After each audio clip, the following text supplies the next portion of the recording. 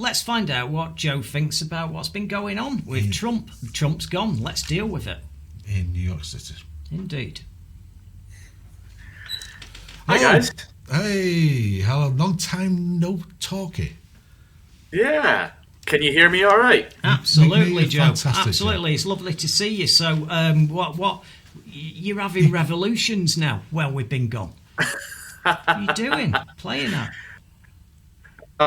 The revolution, and while there's a great sense of relief to, enter this new chapter in the world, we've got a long way to go and a lot of work to do. Before I get into this, I would like to say there's great signs of hope for our future in the form of none other than Cesar Chavez himself is now sitting in the Oval Office in the form of a bust behind President Biden, Yes. which is very promising for anyone who is on the side of civil rights and labor rights.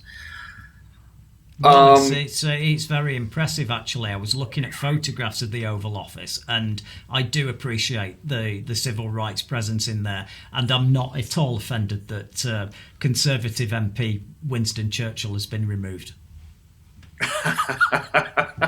I wasn't going to bring that up, but I'd have got rid of it ages ago. But, Joe, I want to know what's going on in New York. There's a strike going on. Yeah. What's the reasons behind the strike, and what's the story? Right. So here in New York City, as I'm sure you can imagine, getting goods and specifically food products into the city can be a challenging task. And we have something called the Hunts Point Market, which is in the Hunts Point neighborhood of the South Bronx. Over the weekend, workers from the produce section of that market decided to go on strike. They are currently in negotiations with the employer for a new contract. So this is the Teamsters Local 202 negotiating on behalf of the workers for a contract, and they are looking for a wage increase of $1 per hour. Now, to put things in perspective, these workers are making about, at most, $20 per hour. Yeah.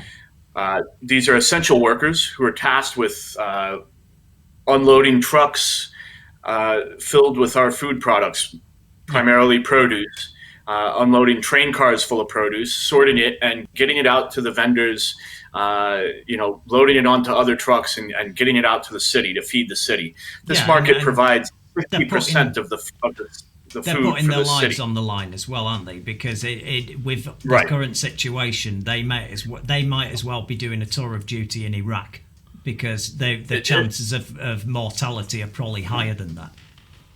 Exactly. In fact, I don't.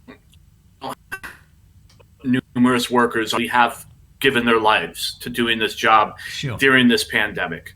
I believe 6 workers have unfortunately passed away directly from the virus from work.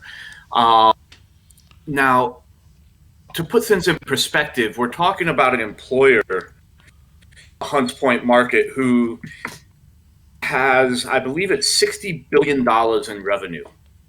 All right. And the workers, like I said, are looking for a $1 per hour raise. The market has offered them 32 cents an hour as an increase. So for all their thanks, these workers who live here in New York City, which is not a cheap city. No, it isn't. I don't care where you live, even if you're in the Bronx, in the South Bronx. $20 an hour translates into roughly 40 grand a year. Yeah. Try and support a family on 40 grand a year in New York City. What would an average, say, 2-bedroom apartment cost you to rent per month or per year in New York, do you think, in a sort of average area, not really run down, just an average area? Sure. Even just looking at the Bronx, I have numbers here for a 1-bedroom. Yeah. Average numbers currently at, for a 1-bedroom, $1,800 a month. Okay. For a 3-bedroom apartment, $2,333 a month. Okay, so you're talking about half your annual wage just on rent.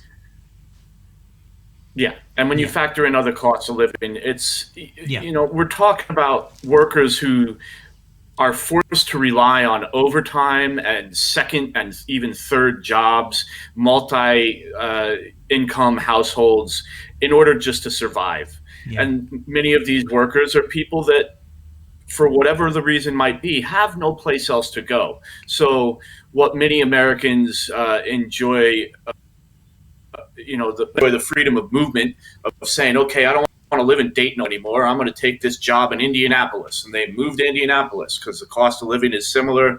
Yeah. The culture is similar. We're talking about workers who are here in New York City. This is their home. This is where their families are. Their brothers and sisters have literally given their lives to working during this pandemic. Yeah. And now they're on strike. And how does the city respond? Well, the good people of the NYPD, of course, showed up and decided to violently attack these lawful picketers, Right. and detain many of them, supposedly obstructing traffic and blocking a roadway. Yeah. We had this here with the coal miners' strike in the 1980s. Thatcher wanted to break that union, and she used the police as a private army. Yeah. Yes, and this is just one of another example, this cause, as you just mentioned, of civil servants, police officers who are paid by my tax dollars and those workers' tax dollars being used as a military force on behalf of a company. They're protecting the rights of the workers who have a legal permit, picketing, employer who's not taking care of them, and the police are using intimidation tactics, showing up with mounted officers and corralling the workers and detaining them and charging them with things that are just unacceptable. So here in New York City, that's what's happened. Is our food supply cut off while an employer doesn't want to pay and take care of its workers, and the police are defending the employer. And at the moment, the rioters from the Capitol riots that were all live streaming it and providing ironclad evidence of their guilt and their intent, and even making statements on social media, written statements about doing it. There are quite a lot of them getting off with very, very, very low-level charges that don't point anywhere towards an armed insurrection. Do you hope the situation in New York will change over the next year or so regarding the police and their policies? Because the support for Trump is obviously gone. So do you think it'll change in any way? Do you think there'll be sort of retraining of the police? I think we're going to see a lot of major changes. Currently, there is a lawsuit against the NYPD filed by the state of New York. Our attorney general has stepped in and filed a lawsuit against the NYPD as an organization for their mistreatment of Black Lives Matter protesters over the summer. Right now, we, to some extent, have highlighted issues within the department, within the NYPD, that they can no longer ignore. So you're seeing them forced into talking their way out of the corner at the moment. There's so much evidence of their mistreatment and mishandling of the citizens of this city, and they can't continue to hide behind the blue wall or blue curtain, whatever you want to call it, anymore. So I think we will see some major changes over the course of the next year. Whether or not those changes is a story, because we need to continue getting our politics on our side, getting our people on our side elected into office at a local level, and we need to continue building strength from the bottom up. Thank you for watching. I'm impressed. You've passed the IQ test and got this far, so let's press that button. Let's do the last thing that helps us. It's got subscribe on it, you can't miss it, and please ring the bell for notifications of future videos.